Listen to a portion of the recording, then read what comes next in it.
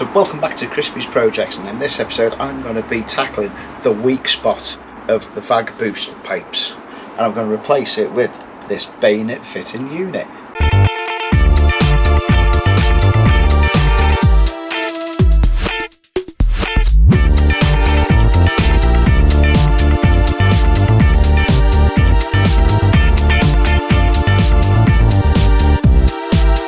So many of you know these sort of boost pipes have got a tendency to wear at the edge and be very loose.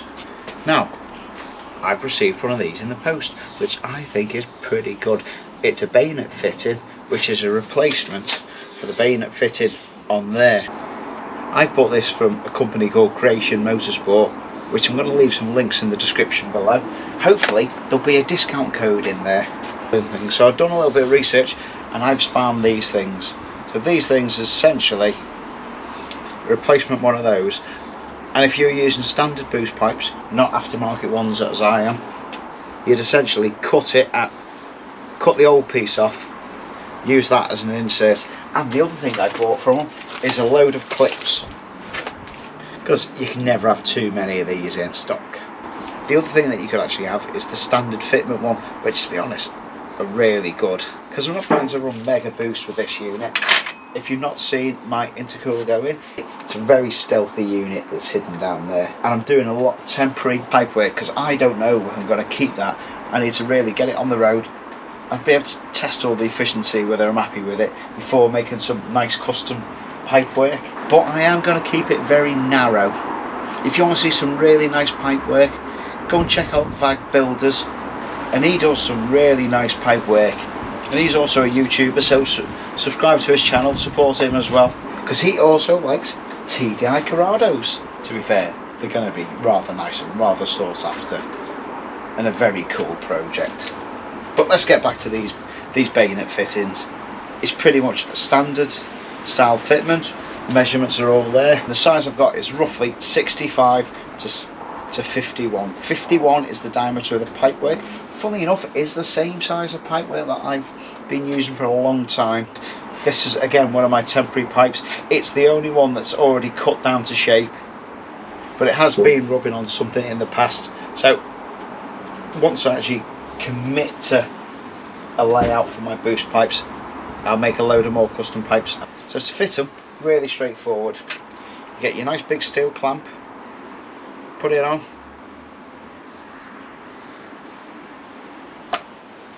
pop that on. It's a really tight fit, which is always good.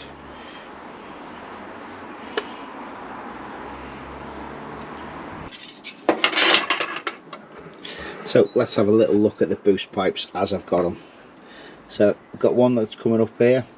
So I've got a mixture of clips. So that's the VAG standard one, which is always really difficult to get off if you haven't got the right tools. That goes back to the turbo, quite difficult to see back there, around the EGR, and now the inlet. So the inlet is just a 90-degree bit of pipe. This is steel, which I've then painted and just gave it a bit of a textured effect, just to improve it. And a map sensor screwed in, very secure. Yeah, it's only on one, but again, this is going to be temporary. I haven't got the right size self-tapper to go into this bit of steel. So let's see how it goes on. So standard one will go in and will lock into place, but we can see quite a bit of movement there. It doesn't secure, and every time that you go on boost, that's moving and rubbing it away even further, so that would eventually come out or just lose quite a bit of boost. There's the other one.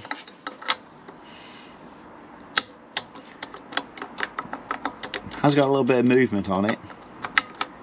It's got a little bit left to right, which, you know what, I can live with.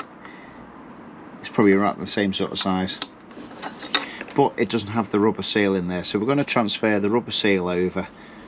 So you can see where it's worn smooth there, and you can see where it's been rubbing against that one.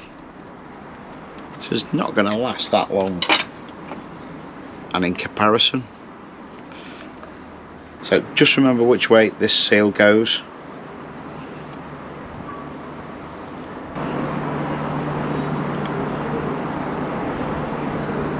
So you're probably asking, how do I know what size do I need? So easy one is to measure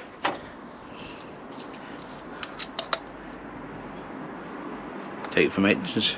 So 64mm, 65mm in diameter, and this is the hard bit. So best way I would say, measure that 56 on the outside, measure this one, is it about the same? Again about 56. Then you'd be able to measure the inside, and I get 48, 49, and this one is 51.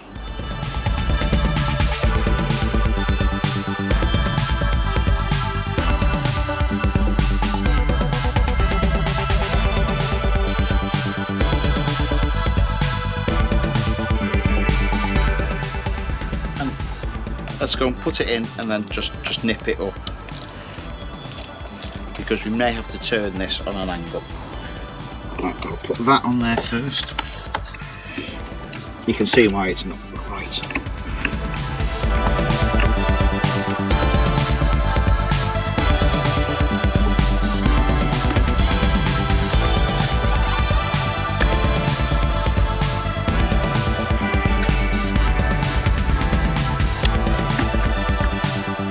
Nice and tight.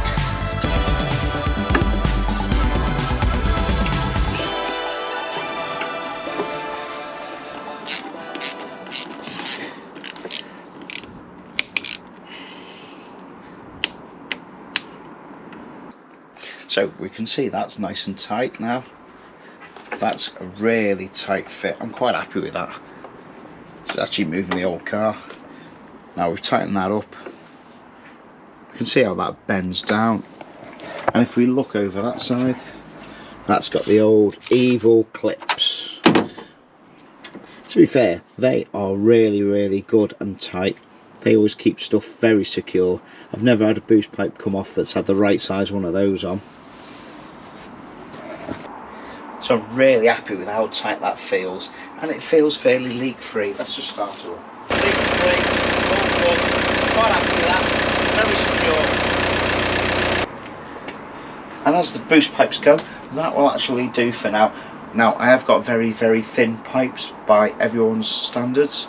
It's not far off the standard size. Now that is planned, not only because I've got a load of that sort of mil pipe place. Now I've stuck with 51mm.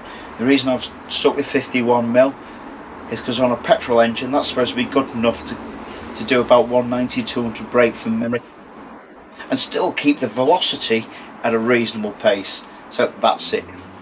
So for me, I'm looking at that as efficiency, because I'm not going to be chasing massive horsepower. Plus the turbo is fairly small. I am planning in the future of doing some stainless steel or aluminium piping, ideally one piece with very few joins. That's going to be the ultimate goal if that works alright. So if you're not already a subscriber to Crispy's Projects, consider subscribing. Really trying to build the channel and be able to build this Corrado so much better than factory. So I'm really building this Corrado to be a little bit of a resto mod. So still look 100% factory, but yet be something a little bit more special. So in the next video I'm going to be tackling the vacuum system to make sure this is all working correctly. So it's going to be ta-ra for me, and I'll see you in the next one. Ta-ra.